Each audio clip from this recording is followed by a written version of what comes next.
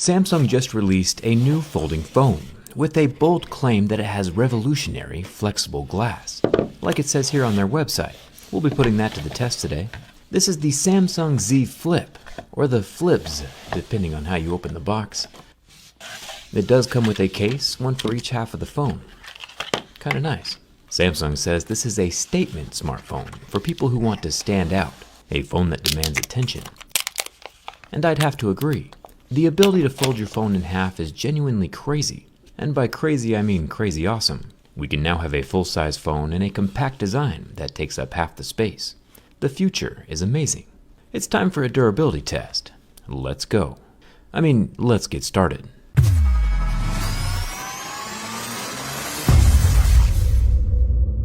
Starting off, pay very close attention to this first warning, and remember it. It says avoid pressing hard on the screen or the front camera lens. Tap the screen lightly to keep it safe. Samsung said at their launch event that they've done the impossible and created ultra-thin glass that folds. This glass can be folded over 200,000 times. Samsung said when you fold it, you're not just bending glass, you're bending the laws of physics. But that warning included on the phone isn't as confidence-inducing as Samsung's launch event attempted to be. It does feel nice though. This type of fold is definitely my favorite so far. I like having a phone that folds instead of having a tablet that folds. There are two things I noticed right off the bat with the Z Flip. One is the crease here still along the center, not a big deal. There's also a small divot in the display above the front-facing camera lens. You can see the curve of my lights along with the bend of the surface of that display. The Samsung logo along the spine gets entirely covered up when the phone is open. This new hinge design apparently has thin brushes inside to keep out dust. We'll test that later. There's also no screen lifting off the frame like we saw in the Motorola Razr, which probably makes this design much safer and more long-term. There is a bit of a gap between the two halves of the phone when it's closed, also fine, and it makes sense because if the screen really is glass, we can't have glass clacking against glass every time the phone gets closed. That just wouldn't end well. Speaking of things not ending well, it's time to see if this material really is glass or not. I've been doing the same durability test on every major new smartphone since the Galaxy S6 came out 5 years ago.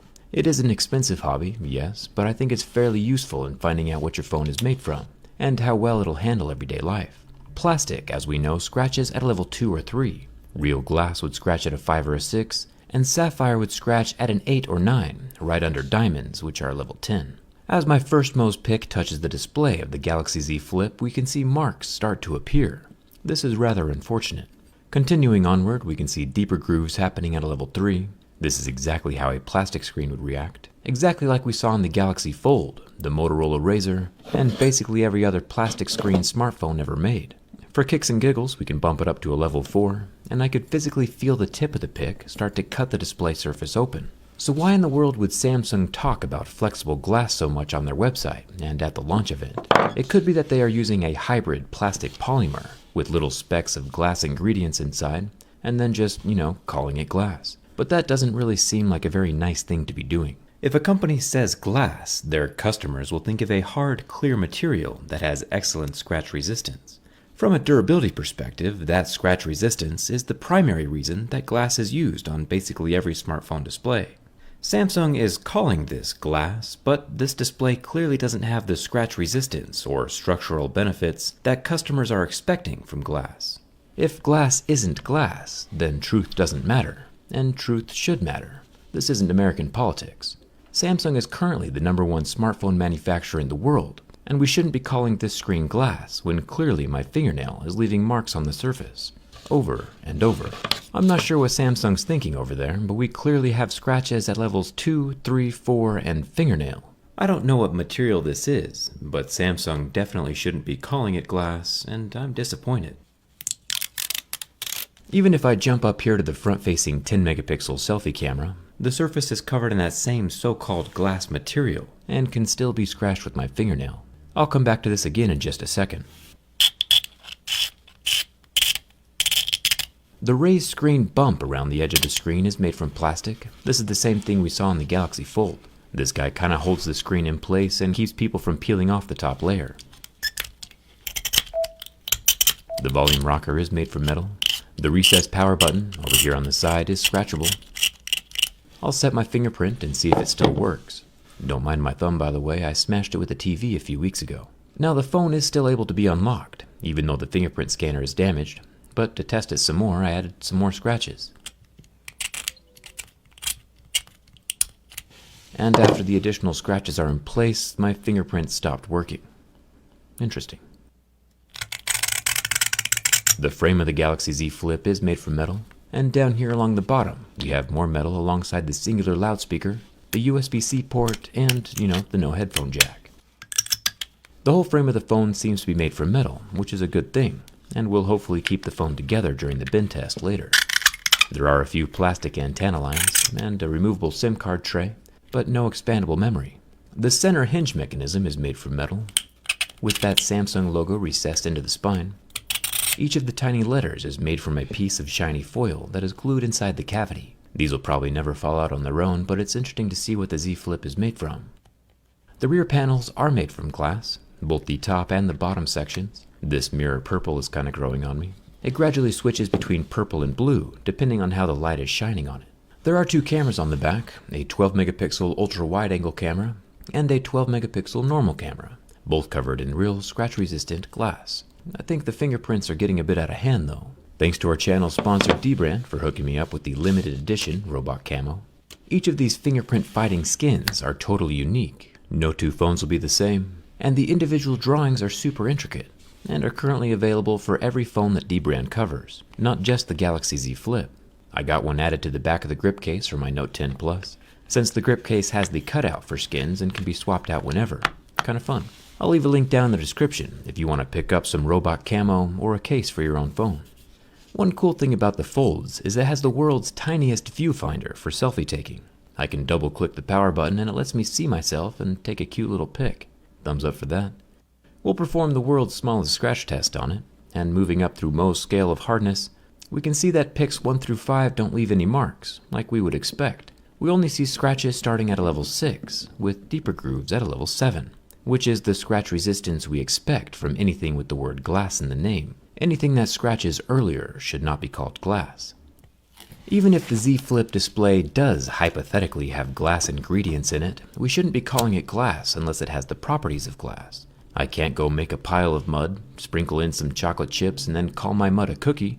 Just because it has some of the ingredients of a cookie, that shouldn't be allowed. The thin display lasted about 15 seconds under the heat from my lighter. When I pulled the flame away, there were burn marks still left on the screen, and it did not recover.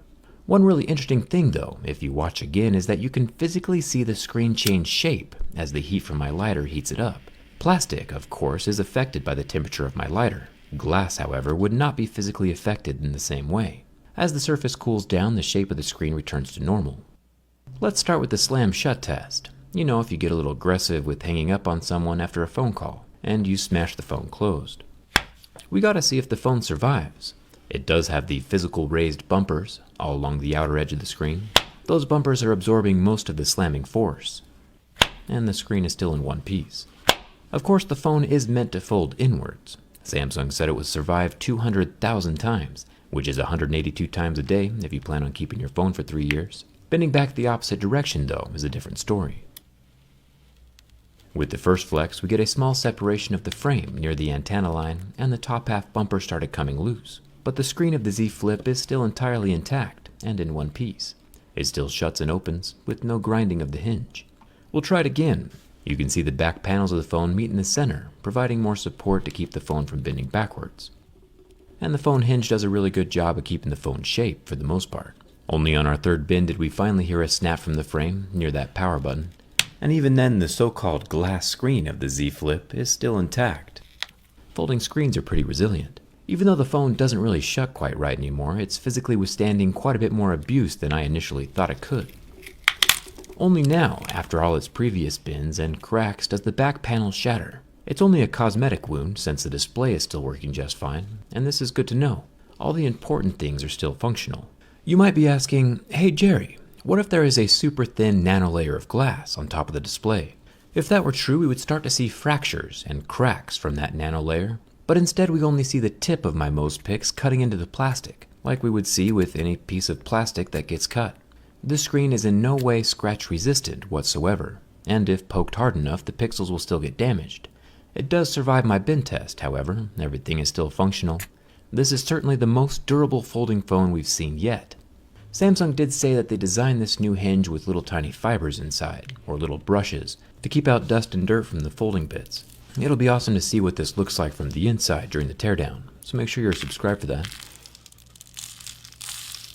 After pouring my rocks on the screen and making sure they cover the entire phone, just like it would if you dropped it when you accidentally go outside, initially I could hear a few little complaints of the dust inside the hinge.